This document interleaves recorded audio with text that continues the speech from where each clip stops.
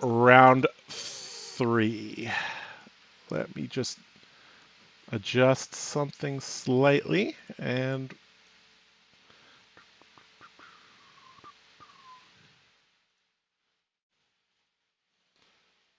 a little bit of lag.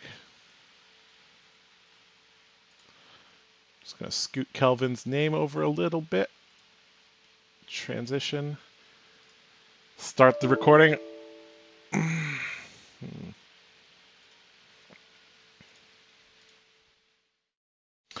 All right, so here we go. We got Kelvin Law playing Dash on the right, and we have Pudding Tam playing Briar on the left. Pudding is one of the RTN winners from Hong Kong, and Kelvin Law has 3,000 experience points. So this is going to be a very, very good match. It looks like Pudding went first, elected to make a rune chant, Arsenal pass. Not exactly what you want to be doing. Turn. Sorry? Yeah. Nice little setup turn. I mean, yeah. You know, if he had something that he wanted to save, and it happens. But Sure. Spark of Genius from the other side on their first playable turn. That's exactly what you want to see as Dash for sure. Isn't he pitching that? He's playing with the in reverse. He's playing. Kelvin plays on the left side here. Gotcha. Yep. So he's pitching the yellow Spark of Genius, loading up things. I'm a little confused what's going on here.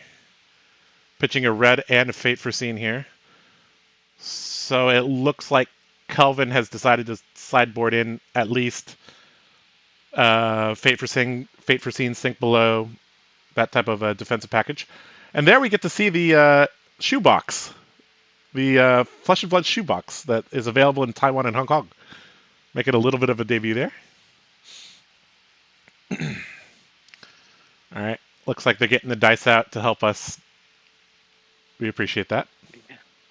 Yeah. All right. All right. So looks like he loaded up things. He spent 4 mana to load things up. Got a couple shots off. And Pudding blocked with the Skullcap on the second shot. And Kelvin arsenaled his 4th card. All right, so Pudding starting his turn off the way you always want to, as Briar. That's it. Plunder Run always wins. Yep. We have a Plunder Run into Ball Lightning. Kelvin electing to take the damage there. Oh, no. Never mind. He's electing to take the arcane damage. Right. Interesting that he still has max velocity in his deck, even though he has Fate Foreseen in his deck. So I guess he's kind of going somewhere between a... Maybe he's just going like a boost-style dash with some Sink Below Fate Foreseen just to help him out a little bit. Yeah, sometimes they leave the maximum velocities in there just as a 3-block mechanologist card that can trigger a boost. So we see that he's running the Null Ring gloves here as well. So he's got, I believe the accelerators have AB1 as well, I think. So they do. He has AB2 right now, which is very nice. Very brisk play from both players. Already several turns into this game, and it's only been 3 minutes. Gorganian Tome into Plunder Run into a Ball Lightning. Probably going to demand a block here from Kelvin. There we go. Kelvin blocking out for 6 here. Doesn't want to let that Plunder Run trigger. However, with 3 cards in hand, it is very likely that something is getting through here. Another block here to cover up the second Ball Lightning, and he has a 3rd Ball Lightning. Kelvin puts down his final blocking card. Well, I guess you could consider that a success, right? Plunder Run didn't trigger. Yeah, that's great for the Dash player just because it gets rid of a Plunder Run and 3 balls out of the Briar's deck. So I would say that was definitely a win for the Dash player for sure. Yep.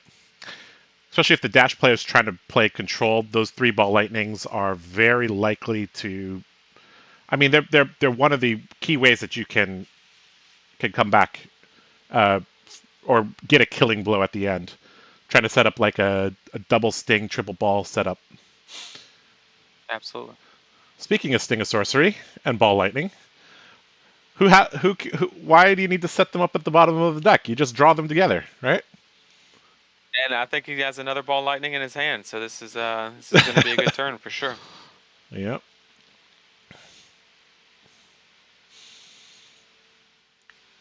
Kelvin electing to double block here.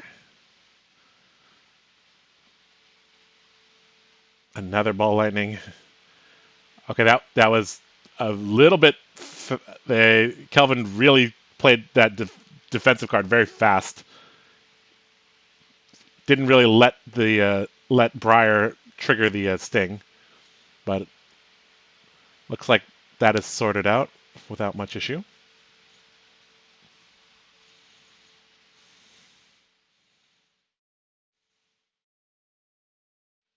Okay. It's the Mount Heroic. Interesting. So Pudding is running Mount Heroic. He just didn't see it the whole game. Interesting. Huh. Interesting. That is, or maybe he elected not to. Maybe that's a sideboard card for him. I'm not sure. That's a little bit. I'm not sure. Well, I mean, Kelvin's got to be a little bit annoyed that his opponent drew a Sting of Sorcery with 2 ball lightnings after he played 3 ball lightnings. So getting high rolled here a little bit. Kelvin has basically been on defense for the last 4 turns here.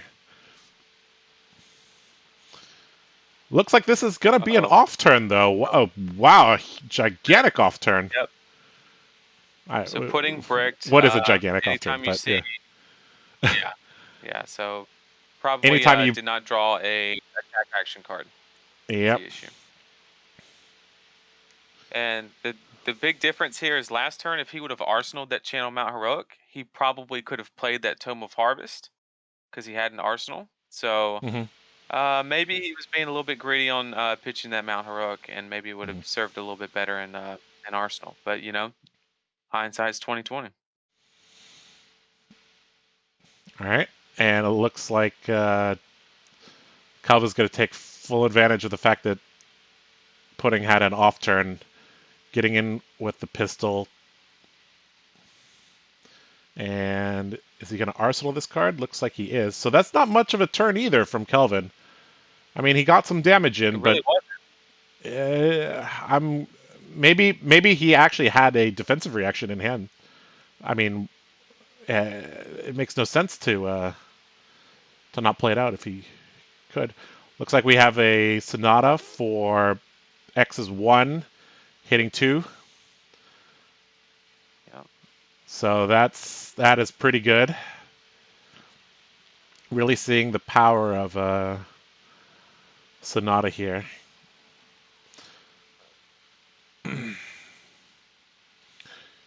A non-attack really action wow. and 2 cards. US National. I never saw anybody bump up the Sonatas to the 4th card, and I think over half of them over here in the HK Nationals seems to be the way to play it. Yep. It seems like they've been electing to try to get 2 cards out of the Sonata and 2 Arcane out of the Sonata. So there comes one of the Rabbles revealing a Mount Heroic. Fate Foreseen jumping in front of that attack.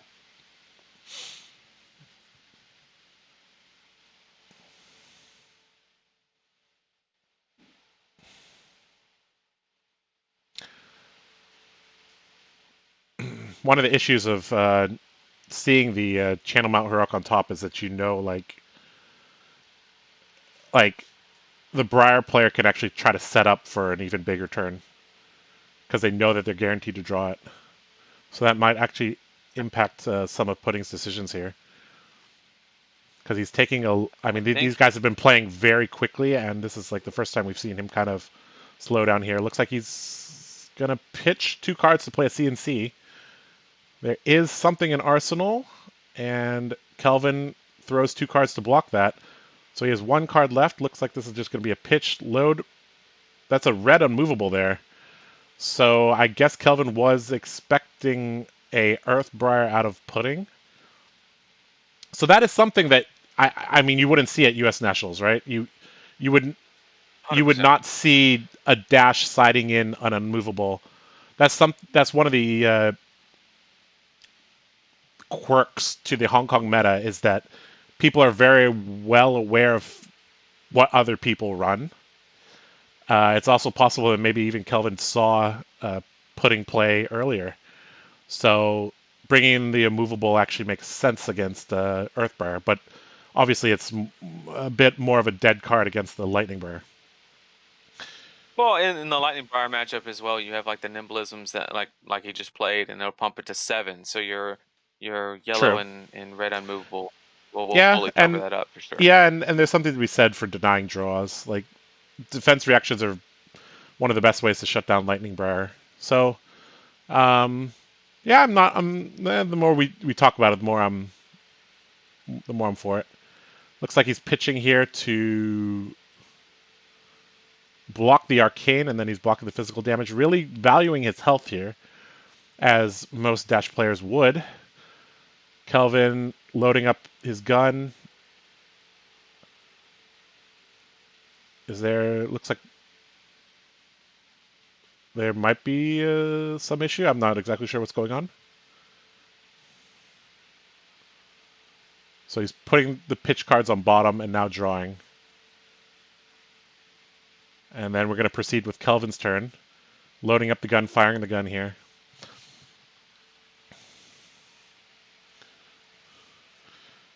And the Briar player has a Mount Heroic in hand, so there's basically no way he's blocking anything this turn.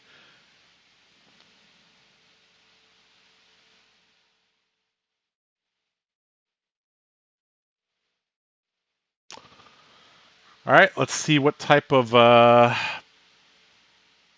play we see from Pudding here. We know he has a Mount Heroic in hand. Does he have a blue, preferably a blue Earth card to pay for it? Let's see. There's a Sonata in hand. That looked like a Tome of Harvest. That was a Tome of Harvest, yep. So I guess you go with this. This is kind of a tricky spot here. You can try to Sonata for 2 cards. That would be very good if you could get 2 cards here. That's a bit of a risk. His Tunic is at 3, so this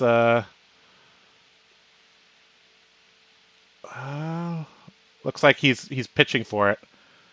And he did not hit anything. That is a big whiff there. Unfortunate. No damage there either. So do you think he's just going to try to set up for a Mount Heroic next turn, or do you think he's still going to play it? Yeah. At this point, I don't see a whole lot because I mean he still hasn't even pitched a Earth card yet because the Force of Nature is an elemental card. Yep. So oh yeah, you're right. He's still required to pitch that Earth card. So I think we're gonna see one more turn go before that Mount Heroic makes its way out. Let's see if Pudding agrees with you.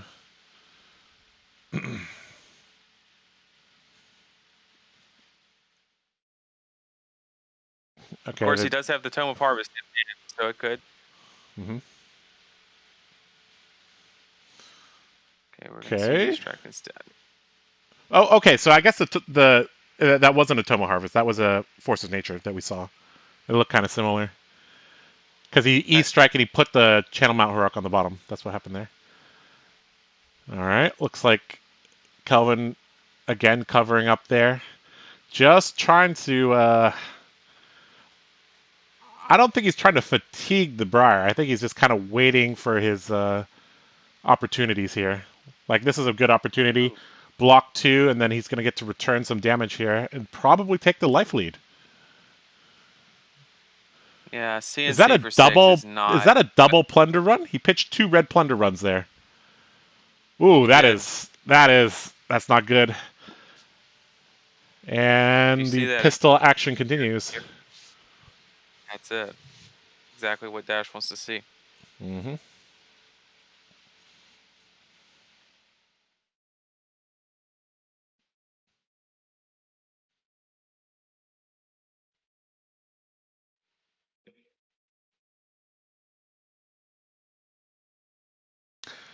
He has had his Arsenal card for a very, very, very long time.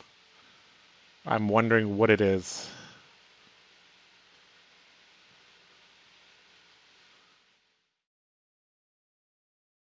That's a good point because I mean, there's been what 2 turns where the Briar player really just didn't have a really strong turn. He even pitched and made a rune chant and sword swung, and then so like maybe a high octane. That's what I was Of course, thinking. it could be a Tome of Beandall, and then Yep, could be as well. And he's kind of waiting for a real off turn. This is this is definitely not going to be one of those off turns. There we go. It's an unmovable from Arsenal. He was waiting for a gigantic attack to block. Did he have to pitch 2 cards there? He did. He had to pitch a Mount Heroic and a Force of Nature there to get that Mount Heroic out. So Kelvin's going to leak a little bit of damage here, but he is still getting to keep 2 cards here. And that Fate Foreseen is probably going in Arsenal, and he's going to heal up a little bit. So he has taken the life lead, and he put a Fate Foreseen into the Arsenal. That's pretty good. However, so if you're the Briar player, you want to draw a card or a handful of just attacks that have natural go again is really what you want here with the Mount Heroic out on the field. Yep. I did see a Snatch and a Lightning Surge, which unfortunately do not. And another Sonata. He does have Snapdragons, though, so there's... if he really wants to, he could... looks like he's not going to pay for this one. He's going to get a Crackle or Autumn's Touch. So does he need the energy? Probably not. Is he going to take the Crackle? Looks like he is. Well, yep, he is. I would take... Yeah, I mean, so him not taking the Autumn's Touch just means that he does not have another Earth card in his hand. Because if he did, I think the straightforward play would be to pitch the Earth card and then pitch the Autumn's Touch as well to keep that Mount Heroic out on for another turn. Yep. So I think that does tell the Dash player automatically this Channel Mount Heroic will not be sticking around. Kelvin is pitching a Remembrance to block the Sonata's arcane damage here. That Remembrance could be very useful later in the game. But right now, I think he just wants cards that block. Full block here with the Sig Blow and a 3 block. Into a Rabble. Looks like a Sting on the top, so that's going to negate the Channel Mount Heroic, basically. It's still coming in for 4 go again. Not bad. If it's red, it'll be 5. It'll be 5 go again. Oh, 5 go again. My bad.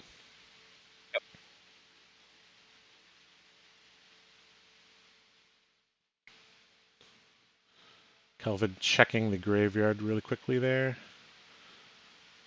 We saw that there are 2 Command and Conquerors in Pudding's graveyard. I guess he was afraid of the 3rd Command and Conquer. That's why he played the Fate Foreseen from his arsenal. Snatch coming at the end here. It's probably going to be a card plus armor. Yep. Well, is that card in Arsenal? Because he's been placing it underneath the... No, that was a Fate Foreseen in the... that was a Fate Foreseen in the Arsenal, I believe. He checked the graveyard for CNC, and because he only saw 2 CNC there, he said, okay, maybe there's a CNC after this. So he just wanted to get the... And he only had 1 card to block. So he wanted to get the Fate Foreseen out of his arsenal. The Snatch is going to hit. He's going to... But before damage, Pudding's going to pop his Snapdragons. He still has 3 cards, and Kelvin Law has put his whole hand down right now. Sting a sorcery, and... That's a good one. Wow.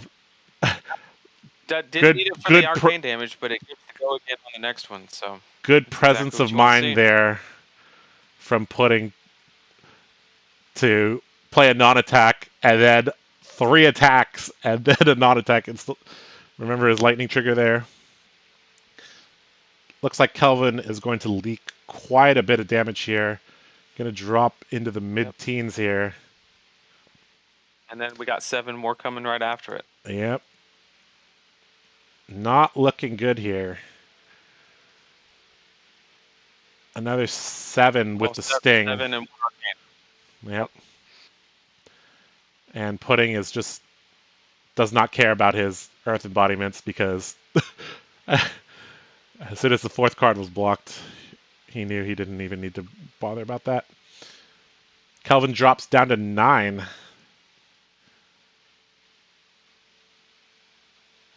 No arsenal here for either player. So it's really kind of top deck here. 7 damage from Snapdragons is pretty good. I guess you could say it was 14. Yeah. Yeah. With only 9 health, Dash trying to play the long game. I don't know if that's enough health. We've seen 2, maybe 3 stings. We've seen like 6 or 7 ball lightnings at this point. The biggest thing is there's still 2 channel in the deck, so... Yeah. Dash still has a decent amount of armor. And it looks like he is playing high octane. We can see 1 in his graveyard. So, I guess the Kelvin sideboarding was just to throw every card in his deck box into his deck and try to just defend everything, because he's really not attacking. He's really trying to fatigue the Briar here. Okay, a setup turn here from Briar. He's going to Remembrance back, Pedal to the Metal, Zipper Hit. Just some 3 blocks, I guess. Throttle as well. Just wants a little bit more deck thickness here, I guess. At 24 health, I don't really think he's concerned about any pressure that the Dash player is going to be putting on. There's no way that Kelvin's going to be able to get a card out of Pudding's hand if he doesn't want to give it to him. Kelvin still has multiple cards here, so I guess some pressure is going to come here. In the form of loading guns and shooting guns.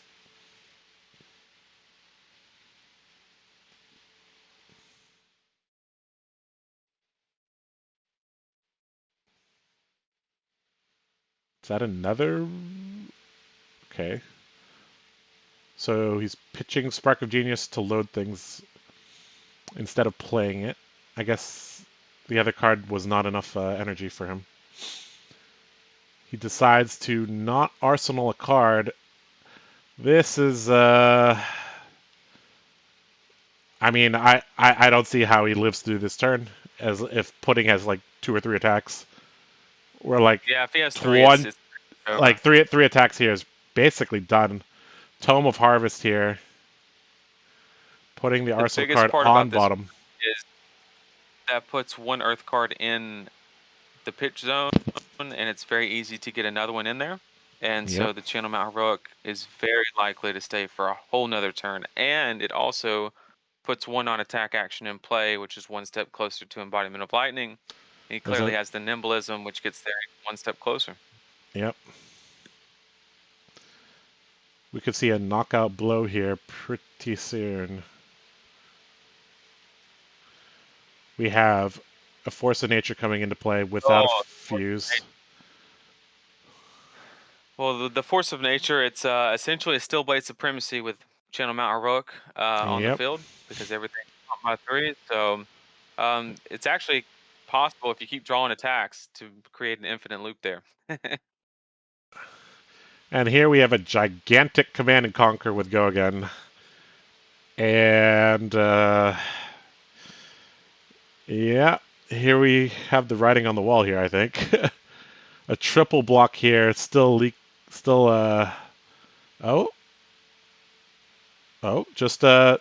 attack this turn. Huh. Okay. Well, okay, that was a lot less damage than I thought. I mean, Kelvin still had to... Yeah, normally with the Channel Mount Heroic out and Tome of Harvest, you're expecting more there, but I mean, good for Kelvin that Pudding did not have a second attack there, because that would have been pretty devastating.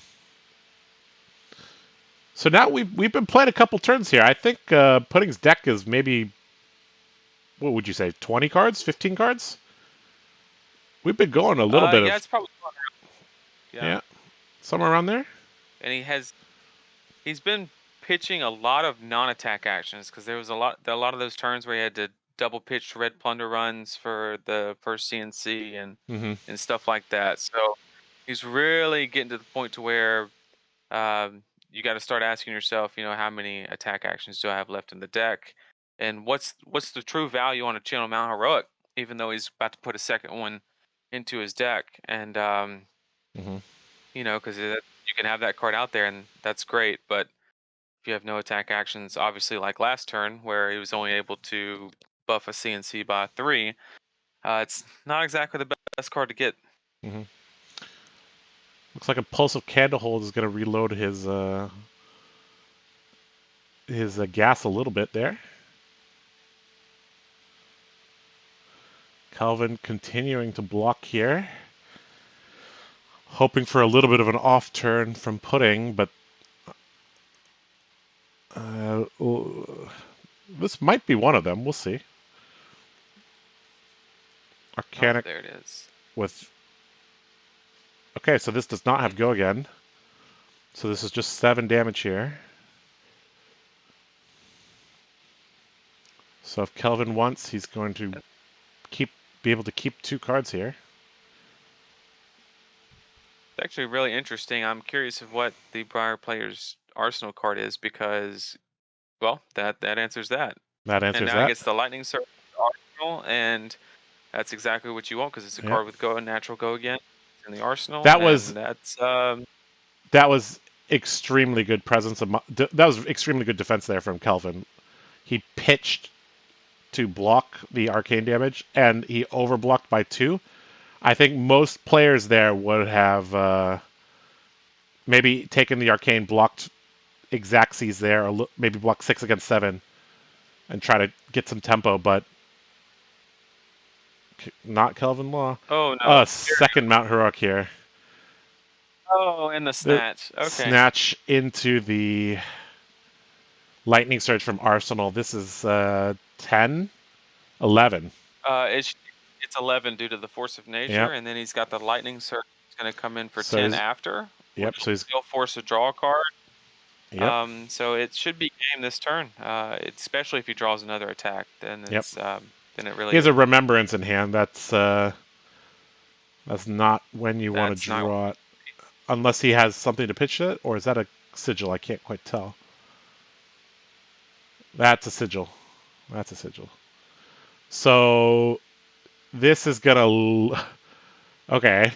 Block it 3 against 4, 5, 6 against 10. Taking 4 here. Or taking 5? Oh, right, that's 11 damage. Trigger 2 draws. Jeez. Still has the Lightning Surge from Arsenal. Got 2 cards in hand now. We got a Captain's Call into a Lightning Surge. Just for some extra damage here. Double. Okay. So it was a Remembrance, but it was also a Sigil. All right. Wow. Okay. So Pudding takes out Kelvin Law in round 3, and Pudding goes up to 3-0, putting him in a nice position. Very, very nice position. I know Pudding is a very, very strong at draft as well, so he's looking good now. Calvin